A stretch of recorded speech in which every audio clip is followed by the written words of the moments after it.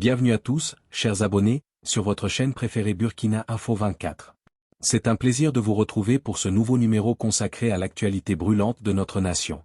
Aujourd'hui, nous plongeons au cœur d'un dossier qui secoue le pays, Burkina Faso, les dessous du complot du 3 janvier. Nous allons décrypter pour vous les révélations chocs du ministre de la Sécurité sur la tentative de coup d'État déjoué. Qui sont les acteurs de l'ombre? Comment l'assassinat du capitaine Ibrahim Traoré a-t-il été planifié? Et quel est le rôle exact des financements venus de l'extérieur? Nous allons tout vous expliquer en détail, avec des exemples concrets sur l'impact de ces événements dans notre vie quotidienne.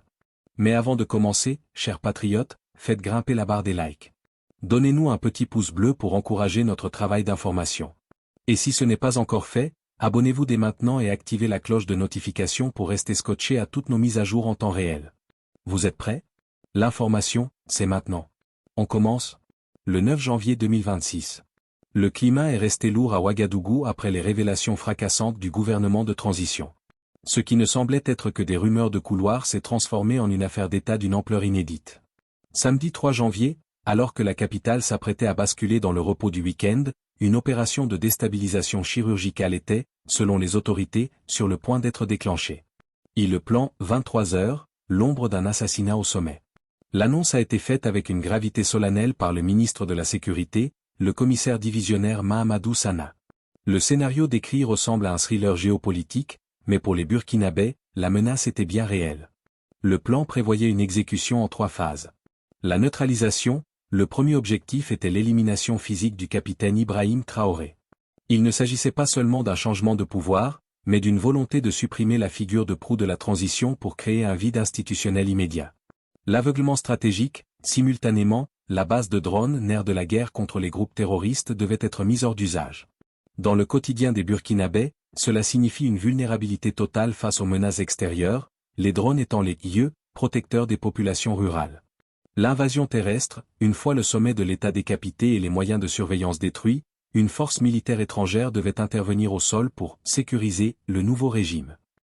Paul-Henri Sandaogo Damiba, de l'exil à l'accusation.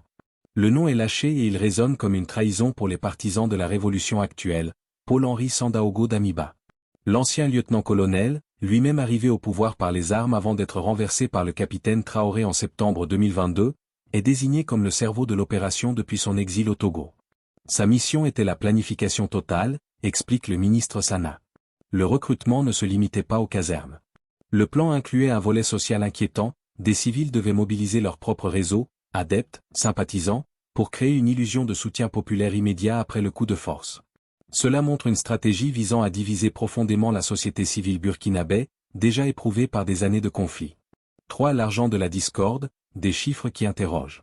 Le reportage diffusé sur la télévision nationale a mis en lumière un aspect crucial, le financement.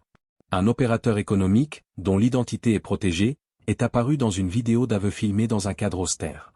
Le scénario des cartons, l'homme d'affaires explique avoir reçu l'ordre de remettre 40 millions de francs CFA, environ 60,979 €, dissimulés dans des cartons à 2 femmes et un homme. La piste ivoirienne. Plus grave encore pour les relations diplomatiques régionales, le gouvernement affirme qu'une partie du financement, soit 70 millions de francs CFA, proviendrait de la Côte d'Ivoire. L'analyse du terrain. Pour beaucoup d'observateurs à Ouagadougou, ces sommes paraissent dérisoires pour renverser un État. Cependant, dans le contexte actuel de vie chère, 40 millions de francs CFA représentent une fortune capable de corrompre des unités clés ou d'acheter des complicités logistiques dans les quartiers périphériques où la précarité gagne du terrain. 4. La vie quotidienne sous tension. Dans les rues de la capitale, ce énième complot déjoué laisse un goût amer. Le citoyen lambda, qui se bat chaque jour contre l'inflation et l'insécurité, voit ces luttes de pouvoir comme un frein au développement. Exemple concret, au grand marché de Roudwoko, les discussions vont bon train. On veut la paix pour travailler, confie un vendeur de tissus. Si les dirigeants se battent entre eux, qui va s'occuper des terroristes qui empêchent nos camions de circuler? La vigilance citoyenne, suite à ces annonces, les contrôles se sont intensifiés. Les citoyens sont appelés à une veille patriotique permanente.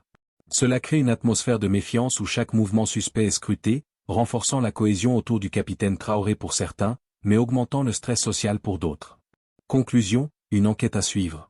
Le gouvernement garde le secret sur les autres complices pour préserver la suite des investigations.